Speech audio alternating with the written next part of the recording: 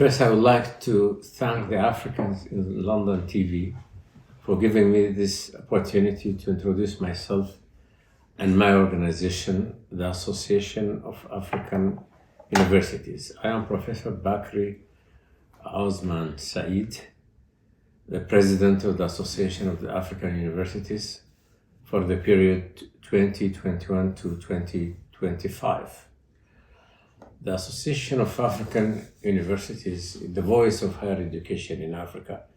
It's an umbrella of hundreds of African universities, which is working primarily to promote higher education in Africa and the role it can play in helping its societies. The Association of African Universities started as a suggestion by UNESCO in 1963 to the then Organization of African Unity. And that was in 1962 actually. In 1963, a meeting of 35 vice chancellors, African vice chancellors, who were then only 46, met in Khartoum in Sudan, where they agreed to establish this association and drafted the first constitution. The first general conference of the Association of African Universities took place in Rabat in Morocco in 1967. So it's a 55-year-old organization. The organization primarily considers itself as a platform for exchange of ideas and experiences on key issues related to development and the role of higher education and research centers in that respect. Over the years, the organization went through different stages, but this main theme remained at the main interest of the organization. And in the year 2015, the Association of African Universities signed a Memorandum of Understanding with the African Union, by which the Association of African Universities became the implementing arm of the higher education strategies of the African Union. And that strategy is called CESA, Continental Educational Strategy for Africa, 2016 to 2025. And the current coordinator of this strategy is our Director of Finance, Professor Damtiu Tefera, who is also a professor of higher education at the University of KwaZulu-Natal in South Africa. During these years, obviously, Africa has witnessed a lot of transformations to the better, and especially in the last years. And in 2013, the African Union produced the document called Agenda 2063, which is a roadmap for development for Africa. The aim of that roadmap is to transform the continent into a prosperous, peaceful, integrated continent by the year 2063. So 50 years between 2013 to 2063. In 2015, when the General Assembly of the United Nations produced the Sustainable Development Goals, the United Nations recognized 2063 agenda as a roadmap for development in Africa, but asked the African Union to incorporate elements of the SDGs into the Agenda 23, elements which are either not covered in Agenda 23 or only dealt with marginally. And so the Association of African Universities itself, since then, is centered on empowering African universities, helping their societies achieving this combined agenda of Sustainable Development Goals and the Agenda 23, which are complementary. Mm-hmm. So I just got one question. You have mentioned a lot of bullet points. When you say the UNESCO approved is it 2063 agenda? Oh no, the UNESCO made the initial suggestion Okay.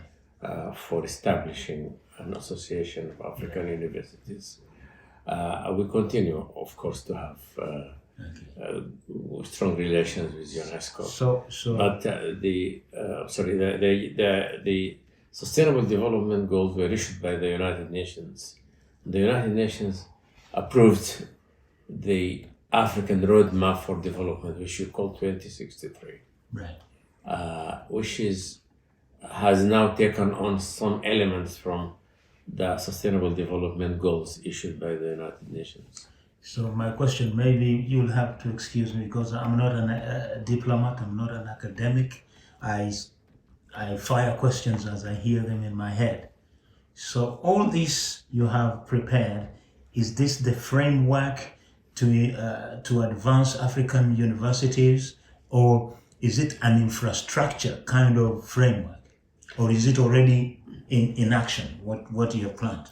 Well, of course, higher education is a dynamic process, because if you look at higher education since independence or just before independence, most colonial powers established usually a single university, either just before independence or shortly after.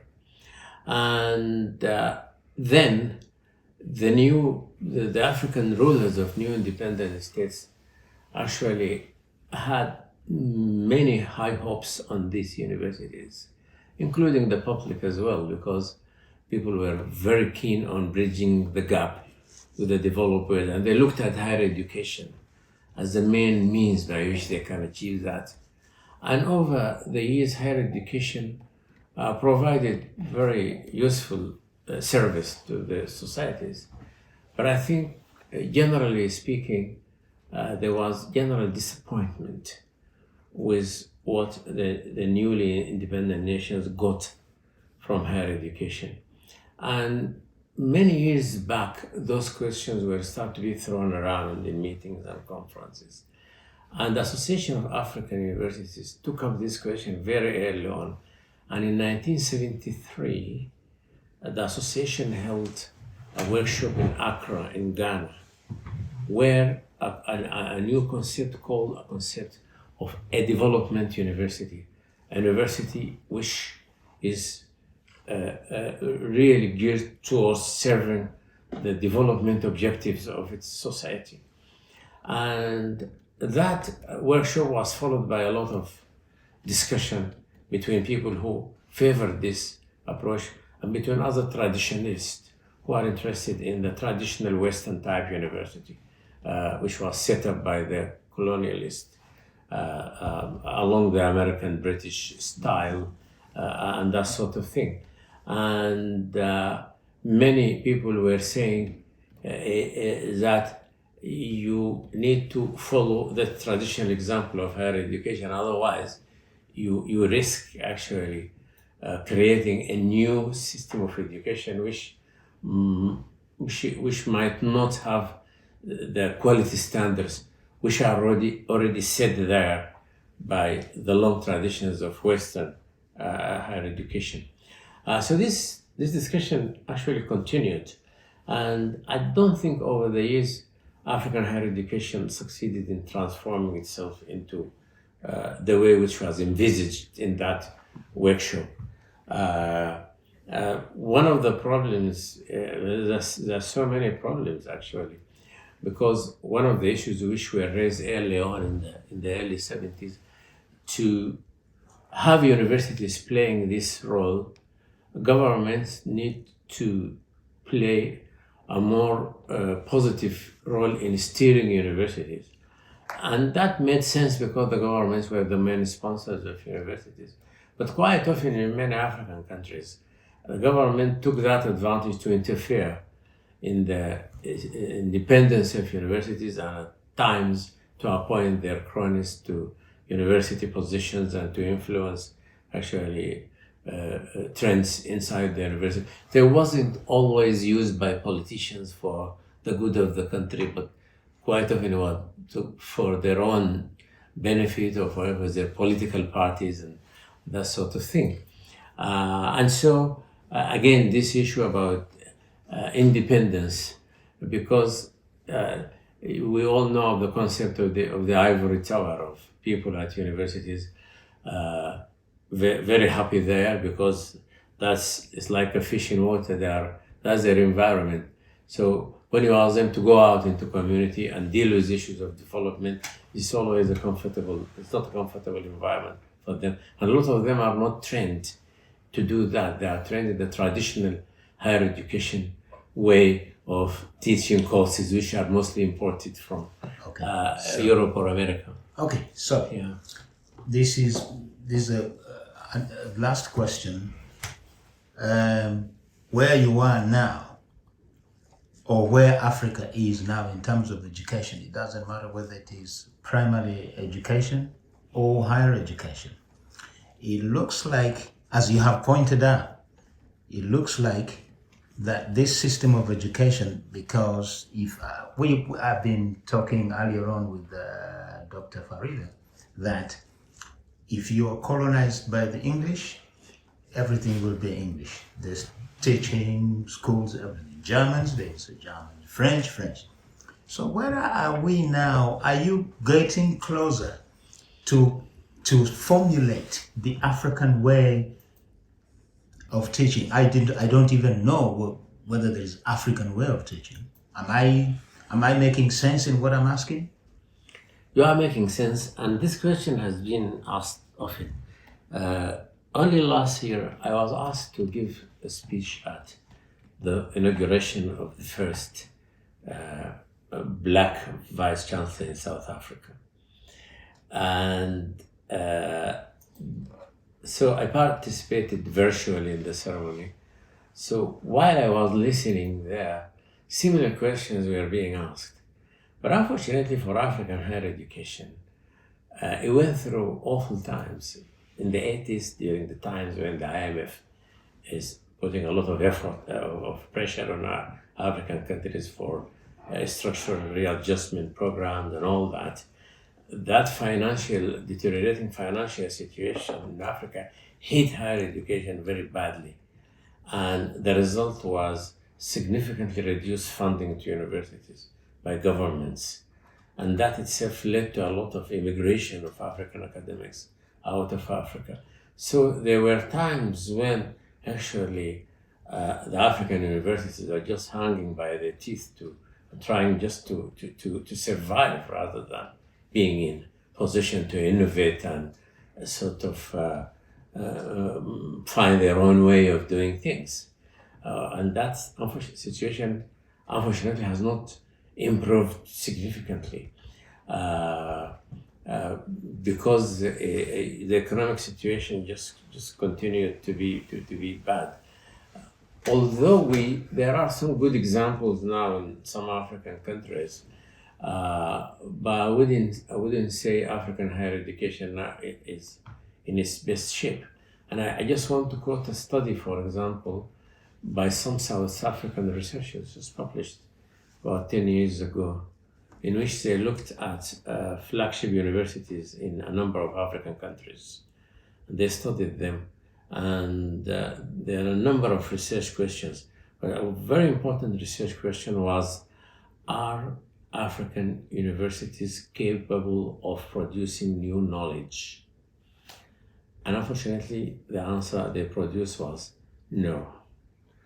They made some exception to University of Cape Town in South Africa. But University of Cape Town is not really a typical example of an African university. And that's a very important question because many problems in Africa need reliable research and innovative ideas.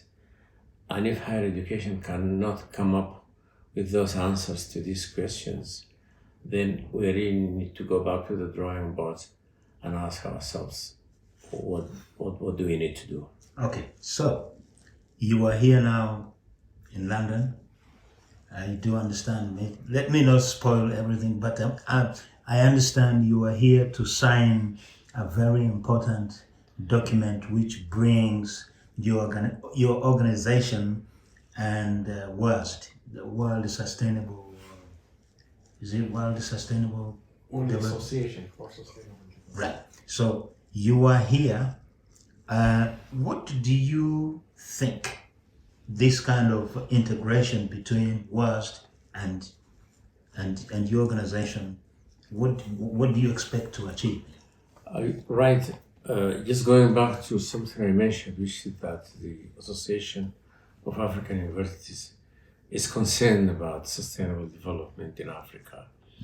And we're always looking to network with organizations which have similar interests and which we think will offer new dimensions to what we are doing. Because the issue of sustainable development in Africa now is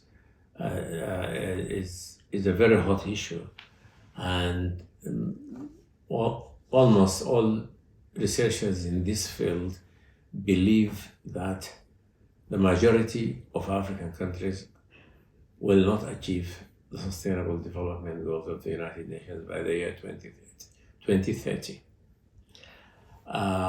But even to add to insult to injury now, we have this issue of climate change now really hitting African societies.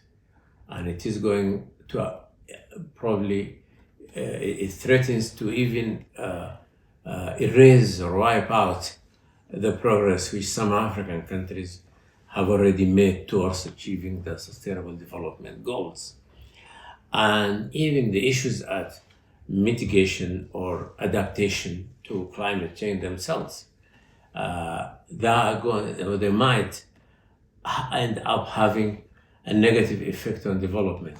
So the very important question we are asking now, how can we make sure that neither climate change effects or their mitigation and adaptation efforts, neither of them actually hinder development, and how can we do the mitigation and adaptation efforts in a way which brings core benefits to development in African countries?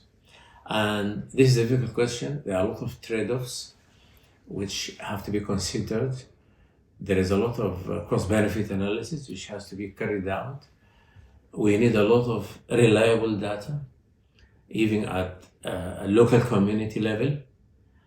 And so it's a mammoth task which really requires us to look around for help and support and to join hands with all organizations which are concerned with the same issues. Thank you very much.